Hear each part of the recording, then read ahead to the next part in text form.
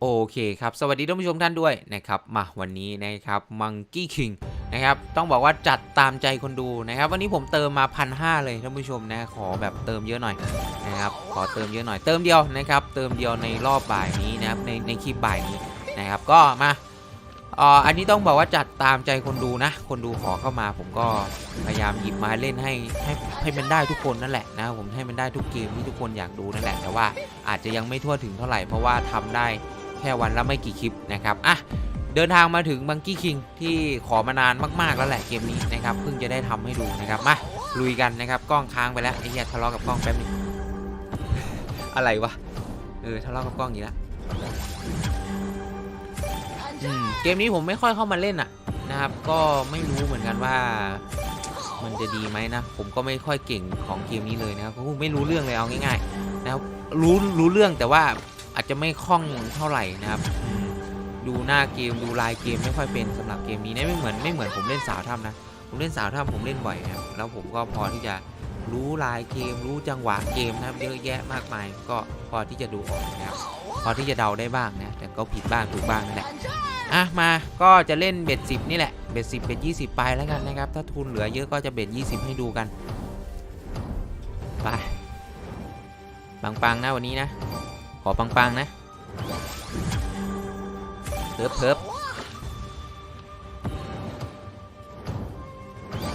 ๊บฟีเจอร์มันก็เป็นการเพิ่มริวเนาะผมจำได้อยู่ไอ้ตรงส่วนนี้นะครับเพิ่มริวเวลาเข้าฟรีเนี่ยตัวที่เวลามันเพิ่มริวเนี่ยมันจะค้างเลยใช่ไหมถ้าจำไม่ผิดเนาะไม่ได้มาเล่นนานแล้วนะครับก็ไม่ได้ลืมอะไรหรอกนะก็น่าจะพอจำได้อยู่เหลือ1,000เดียวไอ้เหี้ยหมุนไปเรื่อยแล้วตอนนี้ต่อครับขอเป็ด20เลยแล้วกันมาจัดไปเข้ามารับชมแล้วก็ฝากกดไลค์ให้คลิปนี้หน่อยนะครับท่านผู้ชมขอบคุณทุกคนมากๆนะครับที่เข้ามารับชมเข้ามาติดตามกันนะครับขอบ่นหน่อยแล้วกันนะคือช่องผมมันโดนช่องรองผมมันเพิ่งโดนเตือนไปนะแต่ว่าไม่ได้โดนเตือนจนแบบถึงขั้นลงคลิปไม่ได้นะยังลงได้อยู่แต่ว่ามันให้ผมลบคลิปทิ้งนะครับเพราะงั้น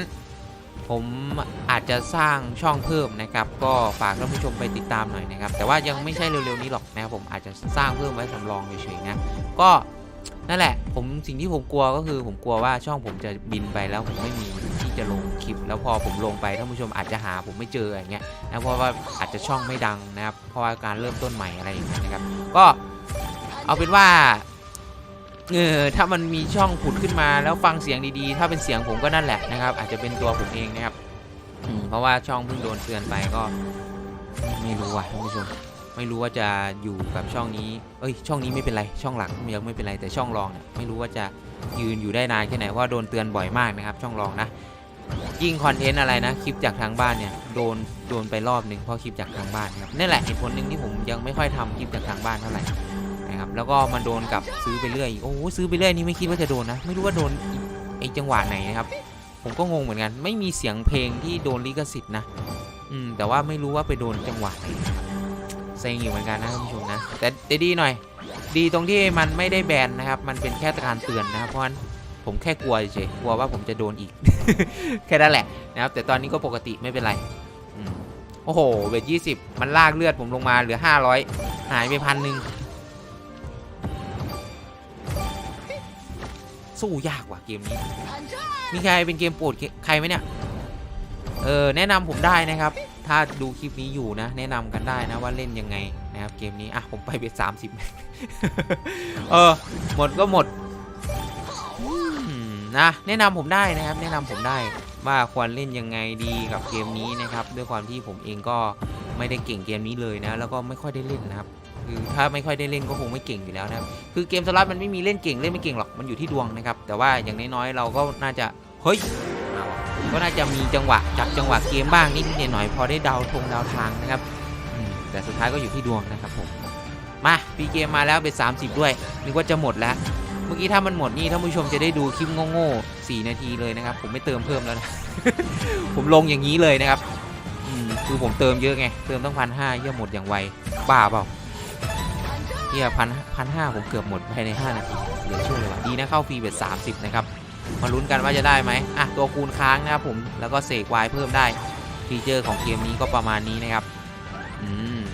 อันนี้ขอแบบบึ้มบ้ามหน่อยขอแบบบึ้มบ้ามปึ้งไหน10ป่ะ10อย่างนั้นแหละ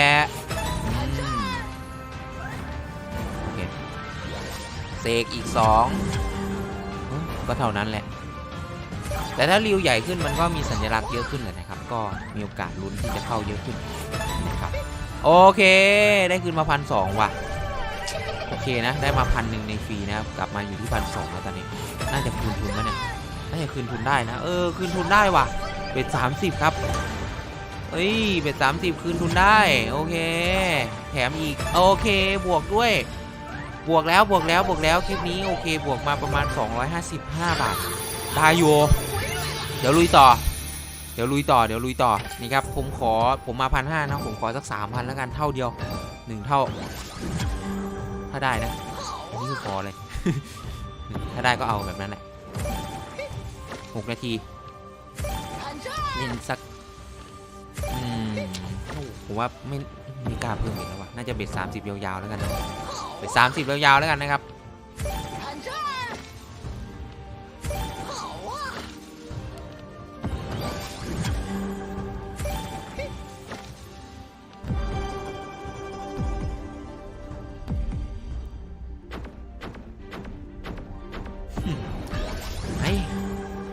มันจะได้เล่นฟรีไม่ได้มันเพิ่งมาเองนะฟรีมันก็น่าจะยังไม่มาอีกแต่ว่าขึ้นมาได้1,800 1,900ไอ้เหี้ยมาอยู่นะ1,900ว่ะเอาอีกดิขึ้นมาได้1,900ว่ะทุกคนนี่ไงแจ่ม 2,100 โคตรแจ๋วมาที่ได้เฉยเอาบวกแล้วนะคือถ้าฟรีรีบเข้าตอนนี้มีโอกาสจบคลิปได้นะครับเพราะว่ามันอาจจะบวกเพิ่มเลยไงแต่ถ้ามันดูดลงไปเรื่อยๆแล้วมาเข้าฟรีช่วงที่เราเหลือทุนน้อยนี่โอกาสรอดยากเพราะว่ามันต่อให้มันแตกผมว่าโอกาสที่มันจะแตกกลับมาอยู่ทุนเหมือนเดิมสูงมากเท่ากับว่ามันจะแตกไปข้างหน้าไม่ได้นะคือเหมือนก้าวเดินหน้าถอยหลังเข้าใจปะ นั่นแหละนะครับแต่ก็เพิ่ง7 นาทีเองนะก็เหมาะสมอยู่นะกับ1 ปีนะครับที่เราได้เล่นไปไม่ได้ถือว่านานเกินไปเนี่ยกลับมาอีกแล้วนี่ไงได้ไหมเนี่ยได้ดิสวย2,300ว่ะนี่ไงเอาอีกถ้ามันมีคูณด้านนอกนี่น่าจะบึ้มบ้ามได้อยู่นะแต่ว่าไม่มีตัวคูณนะนี่ขนาดไม่มีตัวคูณยังขนาดนี้นะเนี่ย2,300แล้วอ่ะเขาอีก700ไปเลยแยกทางเขาอีก700ทางใครทางมันได้ปะวะ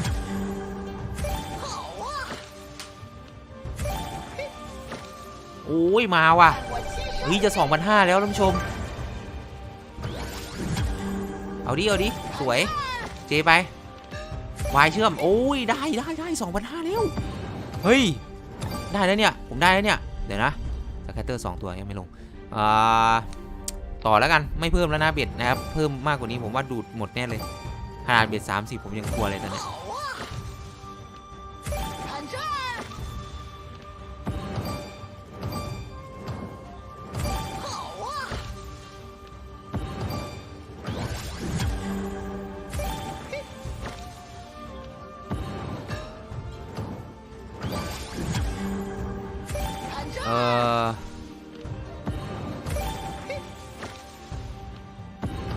โอ้โหลงมาแล้วคือถ้ามันเข้าชิงเข้าฟรีเกมตอนนี้จะแจ่มเลยนะครับจะแจ่มเลยต้องชิงเข้าฟรีตอนนี้เลยอ่ะคือแจ่มแน่นอนผมว่าด้วยเบ็ด30เนี่ยกับที่เราต้องการแค่1,000 เดียวเนี่ยถ้ามันชิงเข้าตอนนี้ผมว่ามันให้ได้ว่ะแต่ประเด็นคือมันจะเข้าไหมนี่แหละกลัวว่ามันไม่เข้าแล้วมันจะดูดลงเนี่ยสวยแน่นอนว่าจะเพิ่มเบ็ดยัดแม่งเลยวะท่านผู้ชมเอาปะทุกการตัดสินใจนะครับมีความเสี่ยงสูง ตัดสินใจพลาดนิดนึงนะหายหมดผมบอกเลย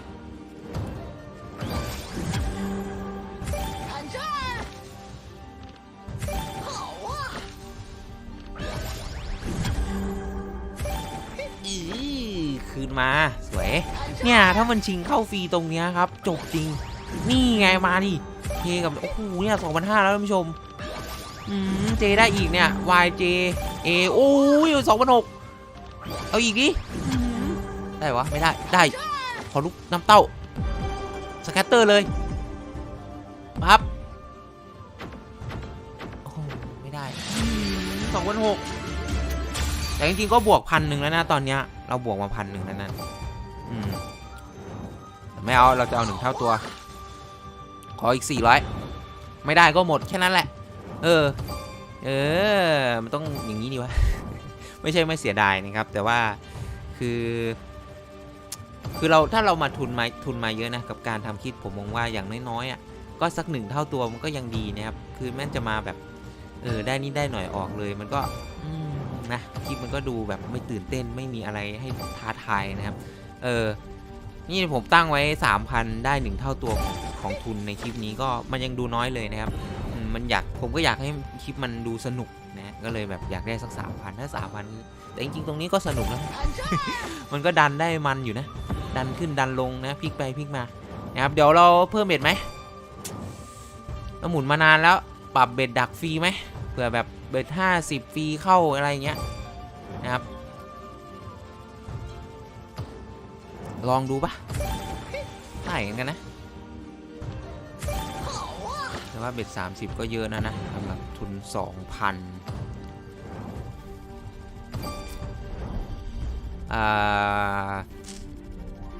ไอ้เหี้ยมันหมุนนานจังว่าเป็นไรเนี่ยมันหน่วงเหรอ 2,000อ่ะซะหน่อยแล้วกันนะครับเบ็ด40แล้วกันนะคนละครึ่งทางนะครับไปถ้าหมดก็สับจังหวะนี้แหละผมว่านะครับผมแต่ถ้าเอางี้มันตัดสินแล้วเนี่ยผมว่าถ้าฟรีเข้าเร็วๆนี้ด้วยเบ็ด40เนี่ยจบคลิปแน่นอนนะครับแต่ว่าถ้าไม่เข้าเร็วๆนี้ผมบอกเลยว่าเบ็ด40จะทำให้ทุนเรา 2,000 เนี่ยหมดภายในไม่ถึง5 นาทีเชื่อผมป่ะอันนี้พูดจากประสบการณ์นะครับ จริงรอดูไม่เชื่อเนี่ยรออยู่มีออกได้2 หน้านะทำไมมันหมุนช้าจังวะมันหน่วงจังวะมีออกได้2 หน้าก็คือถ้าฟรีเกมมาเร็วภายในก่อน50 หมุนเนี่ย50 หมุนจะหมดเนี่ยเราจะแตกเลยเรามีโอกาสจะแตกสูงเลยได้เบ็ด40แตกแค่1,000 2,000เราได้เลย1,000 เดียวแต่ถ้ามันไม่มาฟรีเกมมันไม่มานะหมดนี่ละ1,600ละแค่นั้นแหละถามว่าทำไปเพื่ออะไรนะครับถ้างั้นทำไปเพื่ออะไรทำไมไม่เบ็ดน้อยๆก่อนคือถ้าเราไม่เบ็ดเยอะบางทีเราก็ไม่ได้เห็นจังหวะแตกเบื้อหรอกนะครับเอาจริงๆนะเบ็ดน้อยมันก็จ่ายแค่น้อยนั่นแหละตามจริงๆผมรู้อยู่แล้วว่าเกมสล็อตแม่งมันทำมาเพื่อกินเรานะครับน้อยคนนะที่จะได้แจ็คพอตจากเบ็ดน้อยนะครับจริงไหมล่ะท่านผู้ชมคิดเหมือนผมไหมคือเล่น100 คนจะมีสักกี่คนที่เบ็ด100 คนเบ็ด1เหมือนกันหมดจะมีสักกี่คนที่แบบเบ็ด1แล้วแตก 2,000อย่างเงี้ยใช่ปะล่ะน้อยนะผมว่าน้อยนะแทบจะไม่มีด้วยนะเผื่อๆนะครับคือเนี่ยแหละคือเกมสล็อตครับเอาพูดไปพูดมาเหลือ1,000 เดียวเอามาลุ้นกันเดี๋ยวค่อยพูดต่อขอเถอะฟรีเกมมาแทรกหน่อยเว้ยเดี๋ยว800ถึง5 นาทีหรือยังเนี่ยเบ็ด40เราเนี่ยเหมือนที่ผมพูดไหมแต่มีอย่างหนึ่งที่มันหายไปนะจากเบ็ด30ที่มันค่อนข้างที่จะแตกนอกบ่อยเนาะเบ็ด30พอปรับมาเป็นเบ็ด40คือแตกนอกหายไปเลยนะโมเมนต์แตกนอกที่เราได้เห็นในเบ็ด30ไม่มีให้เห็นเลยนะไม่ค่อยมีให้เห็นเลยนะนี่ดูดิว่ะน่าคิดนะครับแบบนี้จริงพอเราเปลี่ยนเบ็ดปุ๊บแตกนอกไม่เห็นเลยว่ะโอ้ยผมจะหมดแล้วเนี่ย400มาสุดท้ายแล้วครับได้ฟรีคืออาจจะรอดแต่ถ้าฟรีไม่มาจบ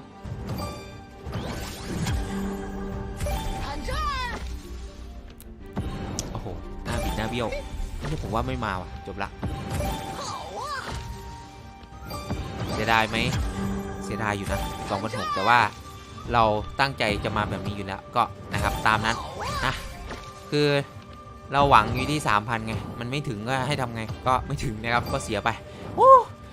โอเคท่านผู้ชมนะครับประมาณนี้แล้วกันนะเล่นตามใจท่านผู้ชมนะครับ